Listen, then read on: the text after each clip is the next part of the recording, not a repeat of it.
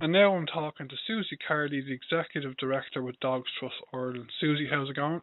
Good, thank you very much. And yourself? I'm fine, thanks, Suzie.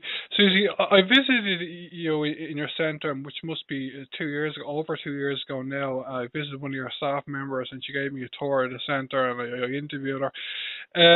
Before we talk about your latest big campaign for greyhounds, could you just remind our listeners a bit about the work you do in Dogs Trust in Ireland on a day-to-day and annual basis, please?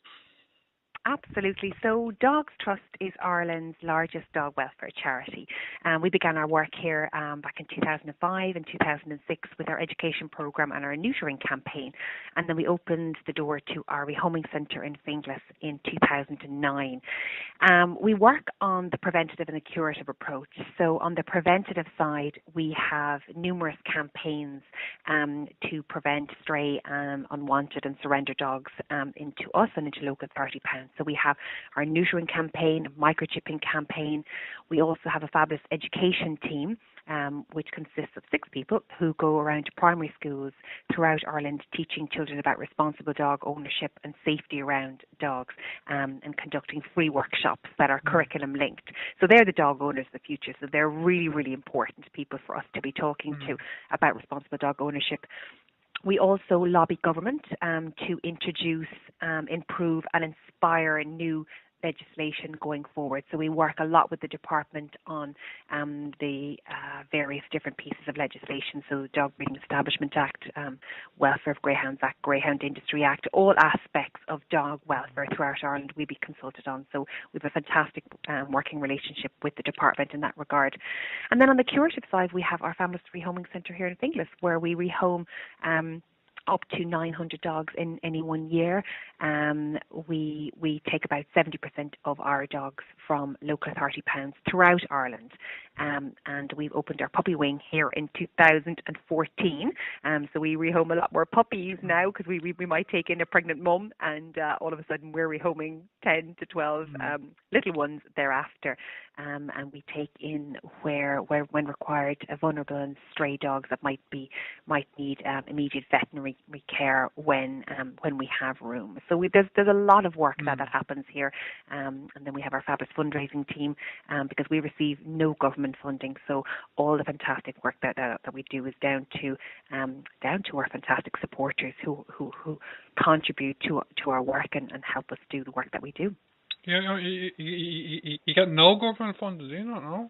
No, we receive no government funding at all. So it's down to our supporters, as I say, and our volunteers who volunteer their time, for people who donate bedding and donate goods, donate their time at events, foster our dogs and our puppies that need temporary homes when we don't have space, and give indeed our puppies the best possible start in life, so they're able to go to a family and get used to the sound of a hairdryer and a washing machine and what a stairs looks like. So those early days for socialization are key.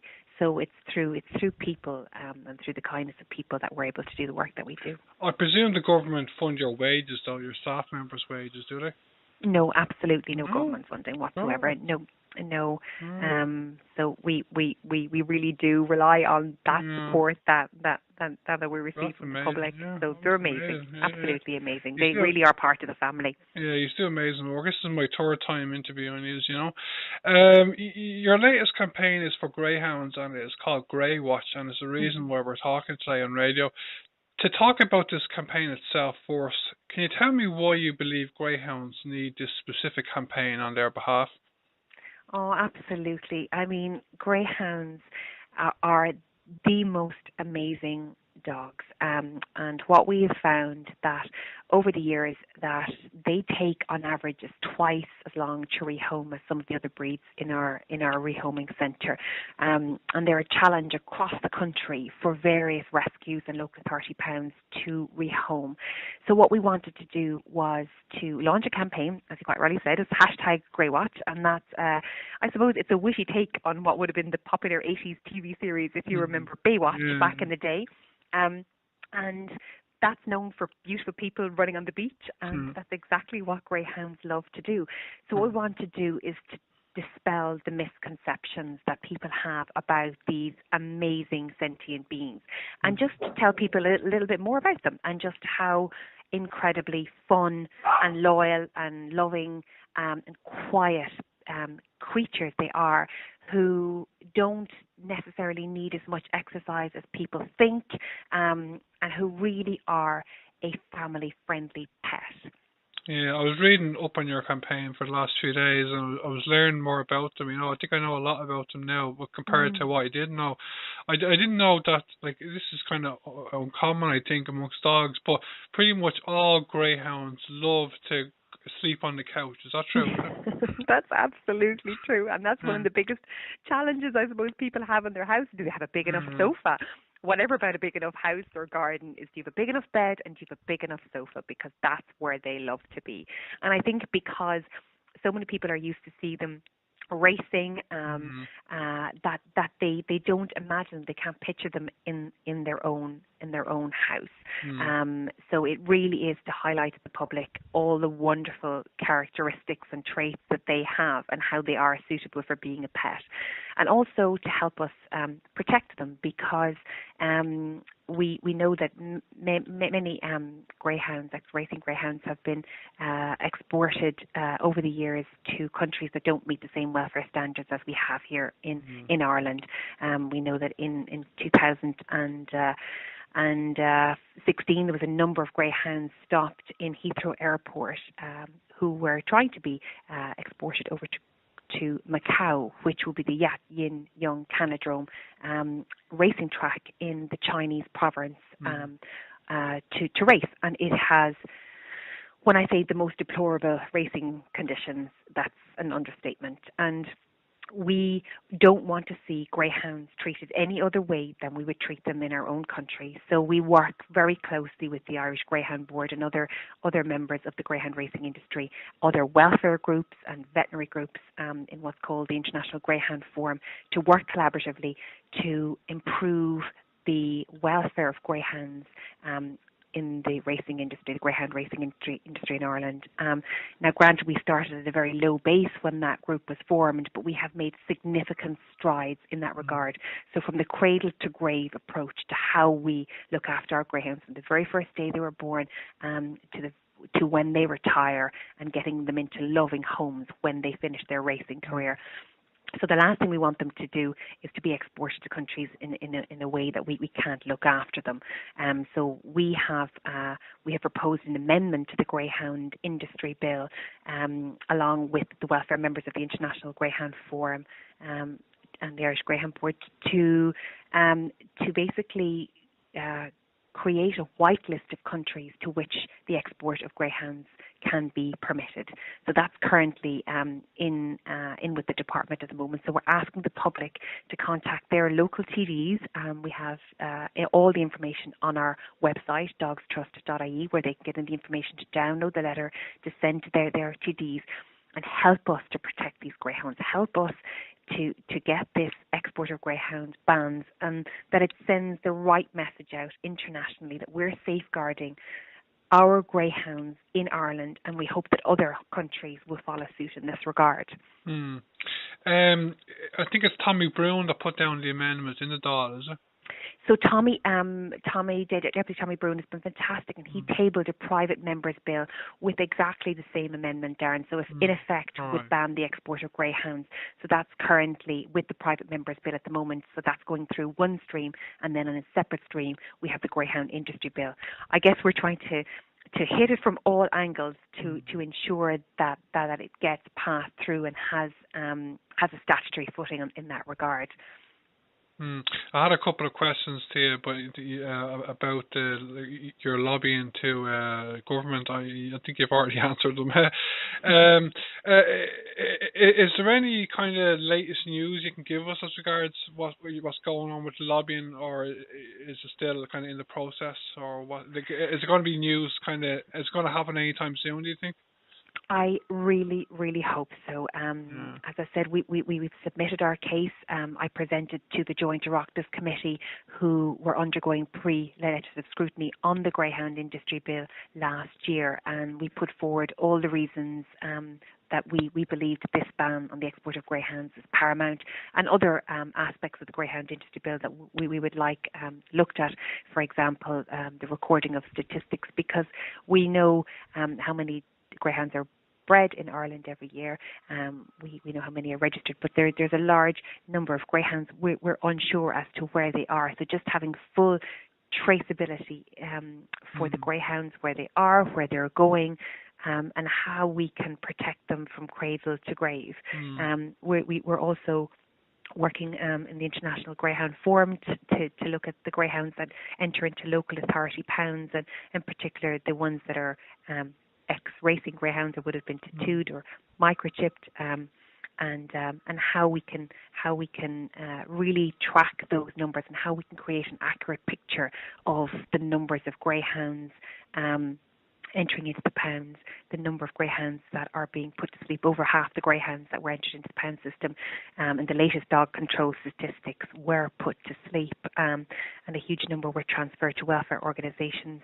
And there is tremendous work on all the members of the International Greyhound Forum to work on protecting these greyhounds and rehoming them. But I think we just need to educate the public. So we did a survey last year with Behaviours and Attitude, and over 98 of people we had surveyed had never owned a greyhound, and over half of those stated this because they never even thought of it. So those 53% of people who never even thought of it, they're the people we want to talk to. They're the ones we think we need to tell these people how amazing these sentient beings are, how much fun they are, and how much joy they'll bring to your life.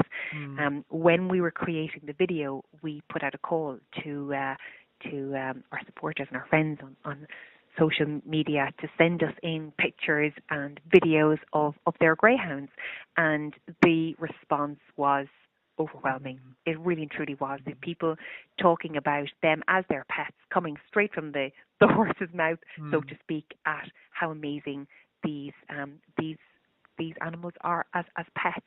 And I think that really is I really think that proves the point that they are amazing pets, and the response being so fantastic, and it's to spread that message.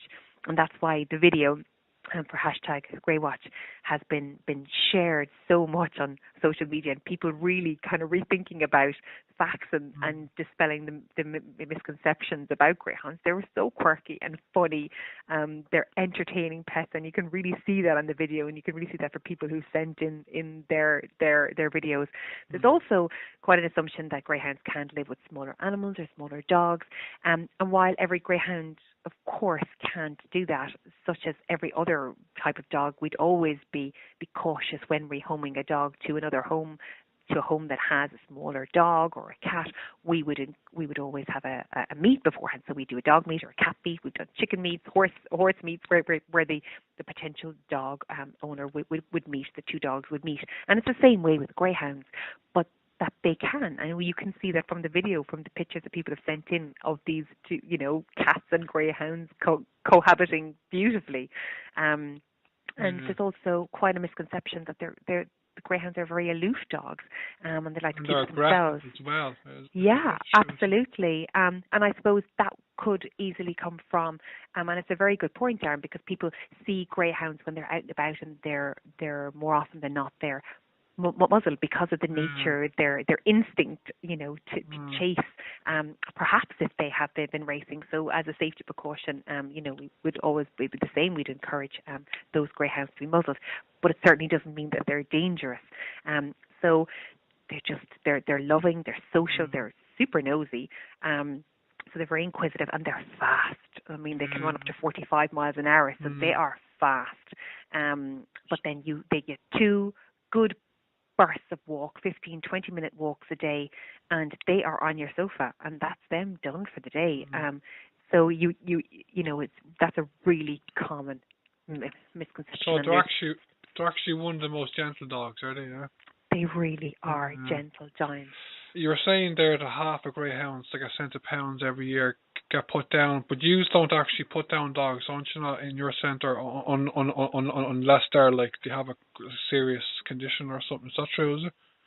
Yeah, so Dogs Trust never ever destroys a healthy dog.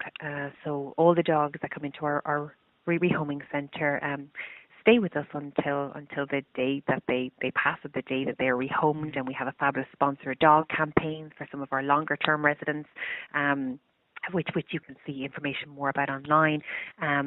It's when the welfare of the dog becomes affected, or they are medically in a position where it's not fair to them to be in this world, that a very serious and decision is taken to put to sleep in the kindness of the animal.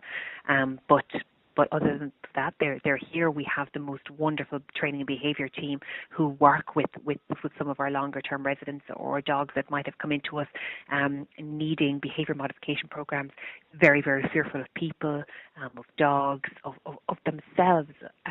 So we work really closely with those dogs. We have a low stress unit here in the centre with 3 specially designed, I suppose it's apartment type kennels, so that they can go to the various areas to get away from it all, and they get dedicated programs to help them overcome behaviour, anxiety issues. So we work with them very closely, and our canine carers are just truly amazing at bringing dogs that have come into us from all walks of life. And a lot of the time we don't know what their background has been, because they've come to us from a local authority, perhaps where they've been found straying. We don't know their background, but the transformation in the dogs, some of the dogs that you come in and you think, oh my goodness, how is this dog going to transform? And then within weeks and sometimes months, and sometimes even longer, but when you see them walking out that door to their forever home, and you get the emails back from people that they're now forever owners, it's just truly transformation. It's truly amazing. Okay, Suzie, is there any other information you would like to get across to our listeners on greyhounds and how our listeners can help the animals, and indeed help Dogs Trust in general?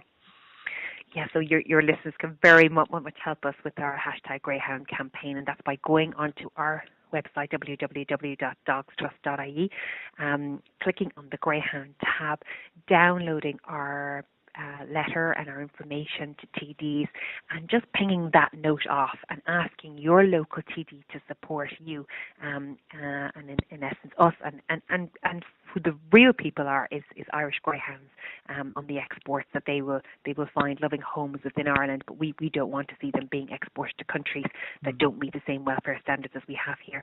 And also to go to our social media, follow us on Facebook or Twitter or Instagram, and share our campaign far and wide. And for someone that you think, you know what, a greyhound might be the perfect dog for them, tag your friend in them, tag your family, and share our message far and wide, and help us to protect greyhounds.